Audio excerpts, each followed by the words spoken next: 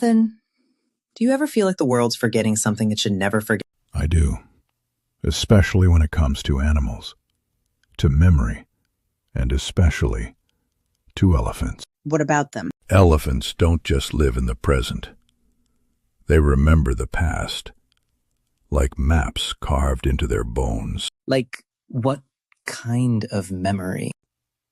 Memory of paths, places, people, water, salt, danger, survival.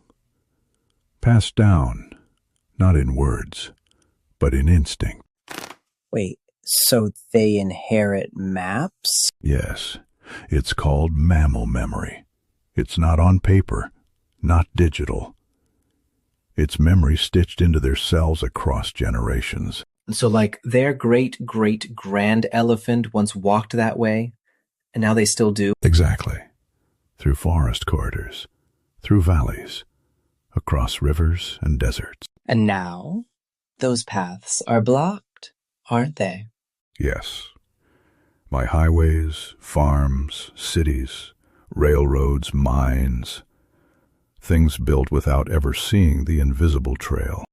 They're still following a path that no longer exists. Because memory tells them there is salt here, there is water, there is safety.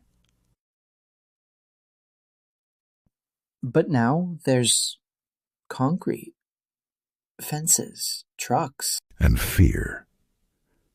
Because when they arrive, remembering, they are called invaders. But they're not invading. They're just remembering.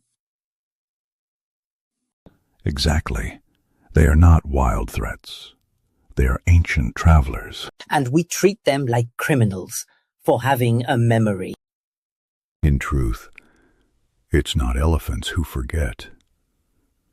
It's us. What happens when they're stopped? Conflict.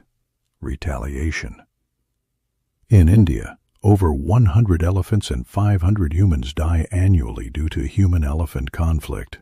That's more than a number. That's grief. And almost always, the elephant loses. What about baby elephants? Do they learn these paths too? Yes, from their mothers, from the matriarchs.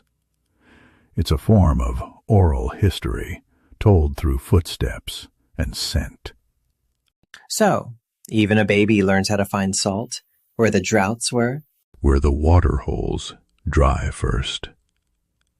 Where the safest forests grow. It's like ancient wisdom you can walk. That's beautifully put. And we're erasing it. One bulldozer at a time. Why don't humans plan better?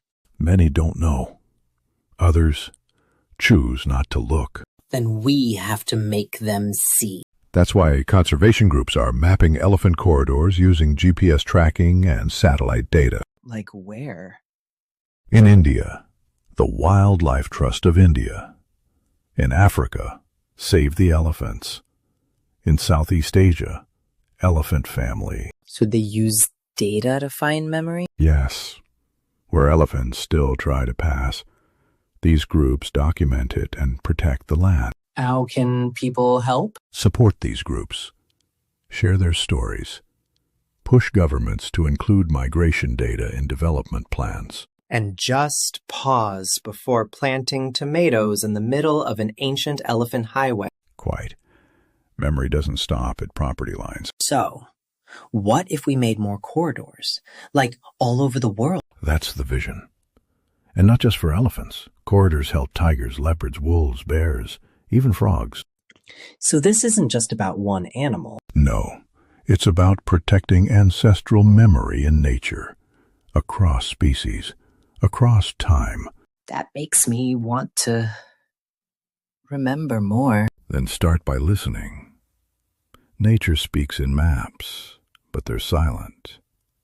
So we have to become listeners to the paths we don't walk. And protect maps we may never use, but others cannot live without.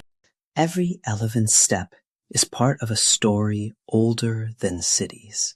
Every forgotten path ends a chapter written long before we existed. We don't forget. But we do. And when we forget too much, we don't just lose animals. We lose meaning. We lose wisdom. History. The blueprint of survival in cover. But it's not too. No, some memory still stands. In trails, in footprints, in the quiet pull of instinct. Let's give that memory back. Protect elephant corridors. Support organizations. Learn their paths. Remember, for those who cannot ask. But still walk. Hoping we will. If this made you see elephants differently. If this made you question what else we might be missing. Help us map the invisible. Share the story. Because every share is a step towards seeing. And every view is a chance to remember.